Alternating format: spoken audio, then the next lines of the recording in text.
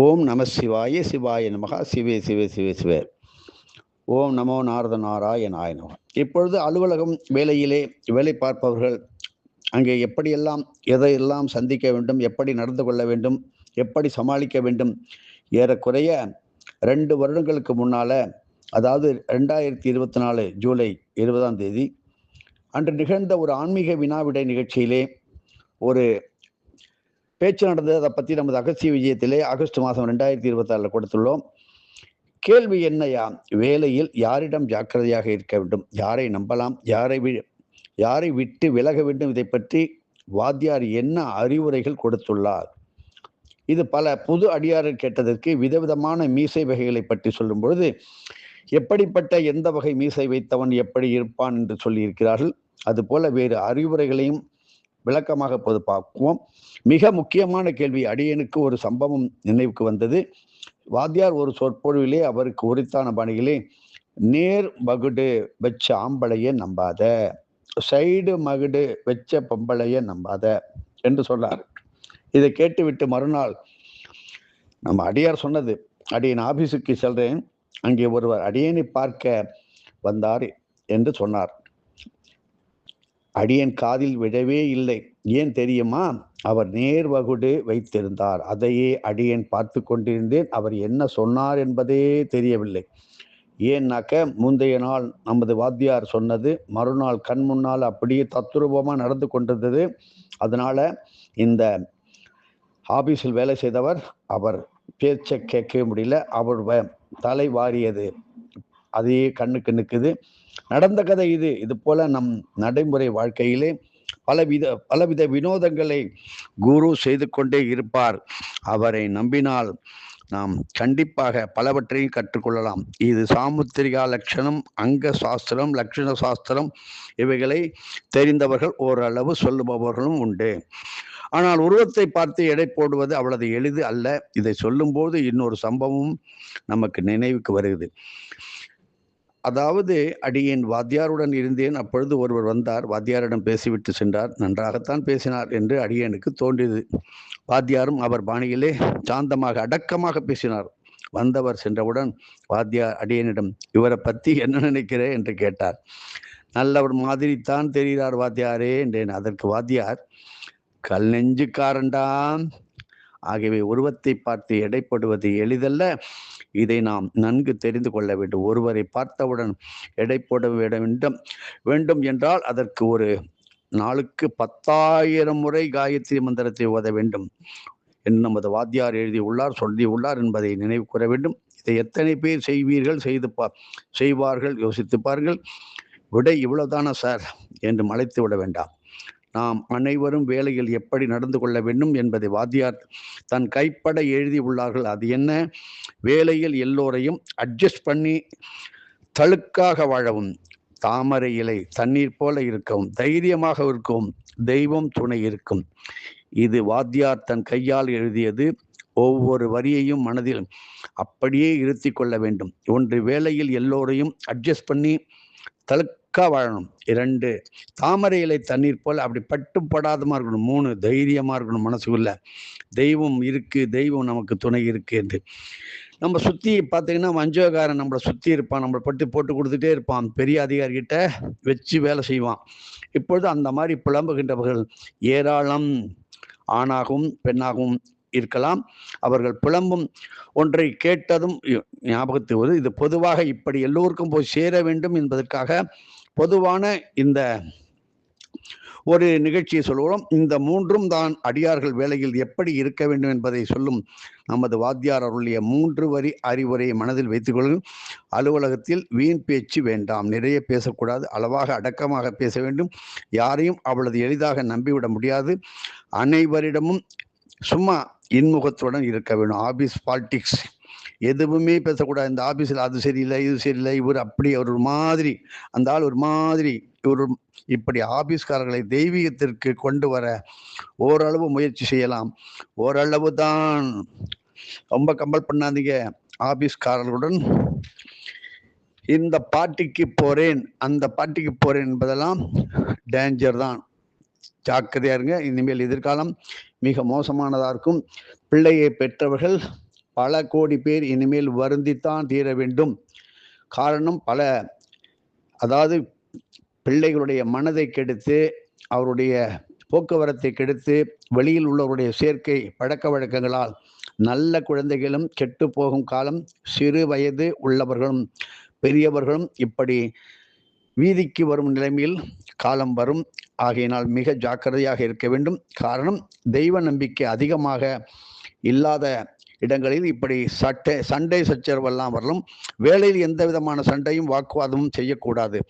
ஒருவர் உங்களை பார்த்து எவ்வளவு கத்தினாலும் நீங்கள் மௌனமாக இருந்து விட்டால் அவர் எத்தனை நேரம் தான் கத்துவார் பார்த்துப்போமே. இதைத்தான் மௌனம் கலகநாசனம் என்று பழமொழியாகவே வைத்தார்கள். ஆகவே வேலையில் வாக்குவாதங்களில் நீங்கள் யாருமே ஈடுபட வேண்டாம். இவ்வாறு இருப்பது சகிப்புத்தன்மையை வளர்க்கும். இது மிகவும் நல்லது. அப்படிப்பட்ட பெரும் உன்னதமான முன் உதாரண பெரும் மனிதர்களை இன்றும் பார்க்கலாம். அவர்கள் தன் வேலையில் கண்ணும் கருத்துமாக இருப்பார்கள். உலகையை சுற்றி வருவார்கள். சாதிக்க முடியாதெல்லாம் சாதிப்பார்கள். வீண் பேச்சினால் மன வருத்தமும், அதாவது டயர்ட் ஆயிடுவீங்க. தெய்வீகத்தில் சகிப்புத்தன்மையும் போதும் என்ற மனப்பான்மையும் மிக மிக முக்கியம். அப்பாடி கொடுத்தவரையும் கடவுள் கொடுத்தவரையும் போதியா, இல்லை என்றால் பெரிய கஷ்டம்தான். இப்படி வாத்தியார் சொன்னதை நாம் இங்கே நினைவு கூற வேண்டும்.